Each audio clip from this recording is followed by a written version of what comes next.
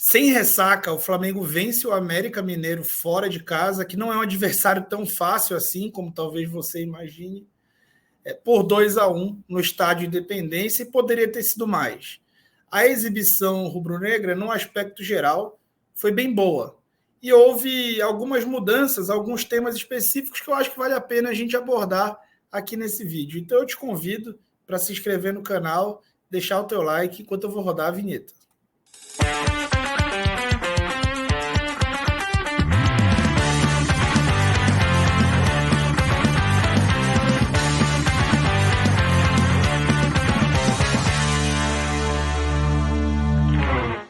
Vem curtir comigo nessa reta final. Eu tenho um clube de membros onde eu faço a transmissão tática ao vivo de todos os jogos do Flamengo. Então eu te convido para fazer parte desse time clicando no link na descrição do vídeo, assim você apoia o meu trabalho para que eu possa avançar nas minhas análises e também acompanha comigo esses últimos jogos, além, né, da Copa do Mundo, onde eu também farei a transmissão tática das partidas, tá bom? Você vai poder sugerir pautas também. É muito legal a interação que a gente tem. Tá? Vamos falar do jogo, né? Então, só alguns pontos que eu queria abordar. Primeiro, diferente de como sempre foi, o Vitor Hugo sempre jogou mais pelo lado direito, o João Gomes mais pelo lado esquerdo. Essas diagonais funcionaram de uma forma diferente. Tá? O Flamengo ele jogou em uma espécie de 4-2-4 o tempo inteiro, com o time que iniciou o jogo. Então, o João Gomes e o Diego jogaram alinhados, tá? Essa é uma estratégia até para conseguir diminuir um pouco o impacto em cima do camisa 10, do impacto defensivo. E o Vitor Hugo à frente deles e basicamente alinhado ao Matheus França. Sem bola, o Flamengo também defendia nesse 4-2-4. O América jogou no 4-1-4-1, que muitas vezes era um 4-2-3-1, com o Alê mais avançado, tá? E aí, o que eu achei interessante, eu queria até falar aqui, né? Assim, eu vejo muitos rubro-negros, eu, inclusive, sou uma pessoa que sempre valoriza muito o Felipe Luiz, né? O quanto ele é importante para o Flamengo, o quanto ele é um cara de muita técnica, um cara muito refinado, e o quanto isso vale, né? O quanto isso é válido para o Flamengo. Mas eu queria falar também do Ayrton Lucas. Né? O Ayrton Lucas, às vezes, as pessoas tratam como ele sendo muito caro, ou que ele não valeria os 9 milhões de euros, que é o passe dele, ou que ele cai muito comparado ao Felipe Luiz. E eu queria dizer para vocês que, na minha opinião, o Ayrton já está pronto para uma sucessão ao Felipe Luiz, tá? Porque ele consegue entregar, assim como o Felipe, ele consegue entregar muito jogo por dentro. E assim o Flamengo criou a primeira chance dele do jogo. O Ayrton Lucas aqui se aproximando do Diego, entrando como um volante por dentro na saída de bola e acionando com um passe ótimo no tempo certo o Cebolinha, que venceu, né, o Raul Cáceres e deu uma bola para o Matheus França tentar finalizar. É muito comum a gente ver o Ayrton rompendo, né, esses espaços em velocidade por dentro. O passe dele também é bom, ele também é muito bom defensivamente, inclusive nos duelos aéreos, né? Assim como o Felipe. Talvez ele tenha menos capacidade de passe do que o Felipe, mas ele é um cara que vai ao fundo, coisa que o Felipe nunca fez na carreira. Então, é uma mudança de atribuições, mas é também um cara muito bom, assim, que o Flamengo tem que olhar com carinho e tem que manter. O Flamengo não pode perder o Ayrton Lucas. É muito caro. Pô, quanto é que custa o barato? O barato, às vezes, não é tão mais barato e não resolve. Então, o Ayrton Lucas é um jogador que o Flamengo não pode abrir mão. Tá? O mesmo aconteceu com o Mateuzinho, de entrar por dentro. Né? Não estou falando em termos de qualidade, mas como o Marinho e o Cebolinha são extremos, né? E o time reserva ele tem essa dinâmica de 2 pontas clássicos, abre-se espaço para o lateral em diagonal somente. Né? Não se abre muito espaço para lateral em ultrapassagem, em linha de fundo. Então é muito mais comum os dois entrarem em diagonal, e o Marinho, inclusive, encontra um ótimo passe para o Mateuzinho, que estava entrando em infiltração. Tá? Isso é um tema também bastante importante. E aí o Flamengo abriu o placar com o Matheus França, né, que é uma das joias da base, que vem sofrendo contestação, e eu vou falar sobre isso no final do vídeo. Se você tem interesse de ouvir minha opinião sobre isso, Me espera aí no fim do vídeo que eu vou falar, tá? Bastante coisa do que eu penso sobre isso, tá?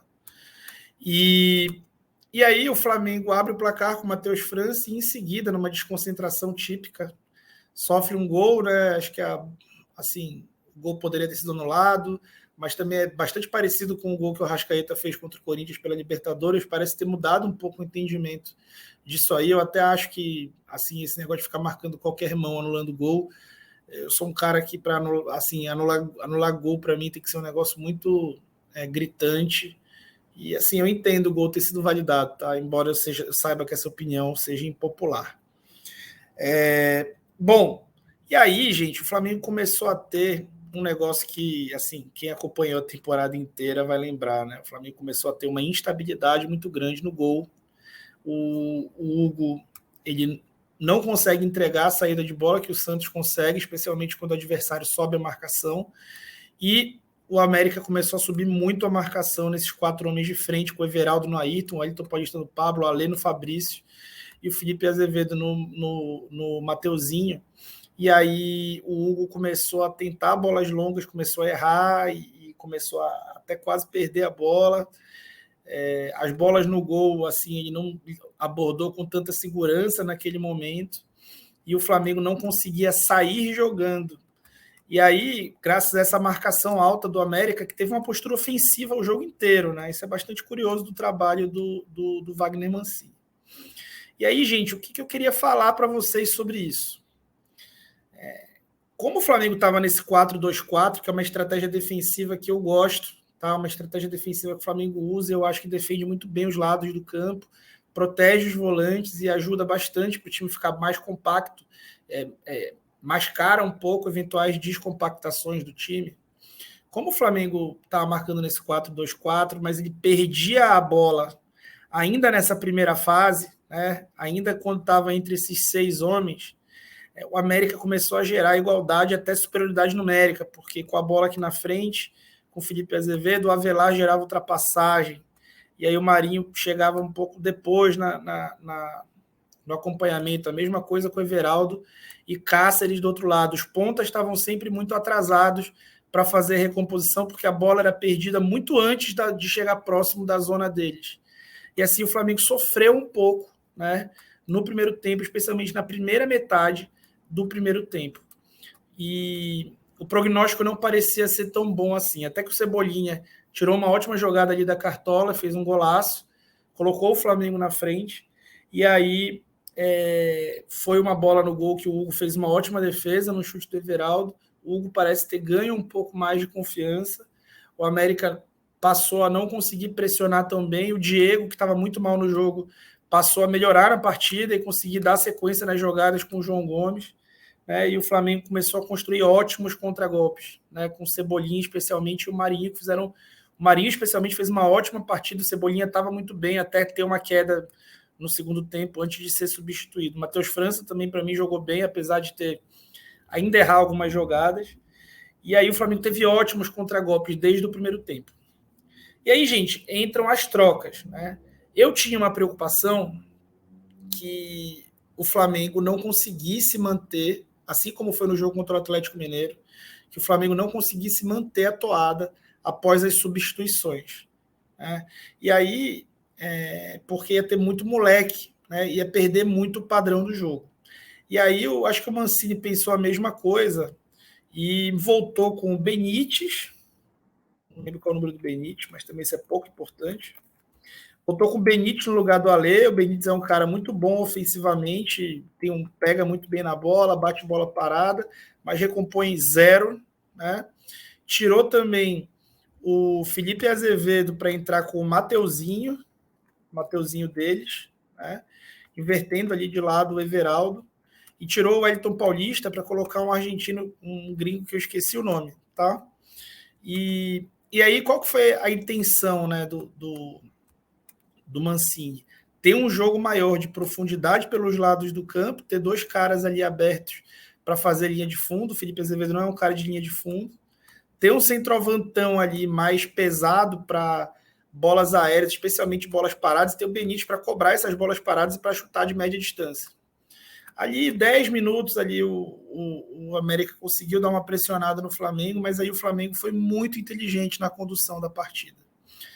O que eu acho assim que foi determinante? O Flamengo continuou conseguindo ter seus contragolpes, mas o Flamengo não fez as trocas. Nesse jogo, o Dorival não ter feito substituições muito cedo, a primeira substituição já foi aos 80 minutos, ajudou demais. Por quê? Porque o Flamengo já está com o time reserva. E aí colocar os moleques todos de uma vez, 5 substituições, isso tira ainda mais o padrão da equipe. E aí o Dorival colocou os moleques, colocou o time para jogar mais devagar, trocar mais passe, reter a posse de bola, e ao mesmo tempo o América, com uma formação mais ofensiva, não conseguia executar as recomposições tão bem, e o Cebolinha apareceu várias vezes em contragolpe com o Marinho conduzindo muito bem os contragolpes, o Cebolinha errando ali a decisão final em quase todas as jogadas, e no segundo tempo, né, após um ótimo primeiro tempo dele, e o Flamengo conseguiu ali levar o jogo até o final, poderia ter sido 4-5-1, assim, o América não teve próximo de fazer gol em momento quase nenhum, exceto 2 ali defesas do Hugo, que foram boas, mas o Flamengo teve muito próximo de fazer mais um gol o tempo inteiro. Né? E aí eu quero falar sobre o Matheus Gonçalves. Jogou 4 minutos, deu para ver, né? O quanto ele é diferente, ele acertou quase tudo no período, deu uma chance clara para o Matheusão, que não conseguiu aproveitar, e foi muito bem o garoto, tá? E aí eu quero falar também do Matheus França. Gente, esses 2 moleques, eles fizeram ali história, tá? Na base do Flamengo. Talvez, desde o Vinícius Júnior, esses 2 sejam as maiores joias do clube, mais do que o Lázaro era, mais até do que o Reinier era. E eu já vejo alguma contestação ao Matheus França. E aí, gente, eu vou falar um negócio para vocês. Todos os moleques que o Flamengo tem lançado, tá? Especialmente após a entrada do Dorival, tem tido uma sequência. Né? O Vitor Hugo, bastante sequência, bastante insistência com ele na posição dele. Ele foi alterado de posição uma vez, não deu certo, ele voltou. O João Gomes, já desde o Paulo Souza e o Vitor Hugo também, sendo utilizados em contextos específicos e dando certo. O Matheus França é um cara que o Paulo Souza começou a lançar ele na dele, ali como médio, como meia, mas sofreu a lesão e já voltou com o Dorival. O Dorival utilizou ele uma única vez, contra o Corinthians, fora de casa, na posição dele, que ele é um jogador de corredor central, mas ele é um meia. Ele não é centroavante ou falso 9, e acho que até está desempenhando razoavelmente a função. Ele não é ponta direito, ou ponta esquerdo, ou lateral direito, como ele já jogou. Então, o Matheus França vem sendo sacrificado no lançamento dele, o que é perigosíssimo. Tem entregue um resultado razoável e as pessoas já estão achando que no direito de dizer que ele é um bagre, que ele é ruim.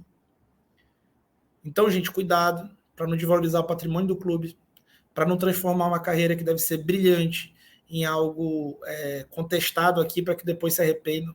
A gente pode lembrar de vários exemplos aí no futebol, como, por exemplo, Casemiro no São Paulo, que saiu escorraçado e se tornou aí um dos maiores volantes da história do Real Madrid. Então, o Matheus França, ele é um ótimo jogador, ele é um potencial craque.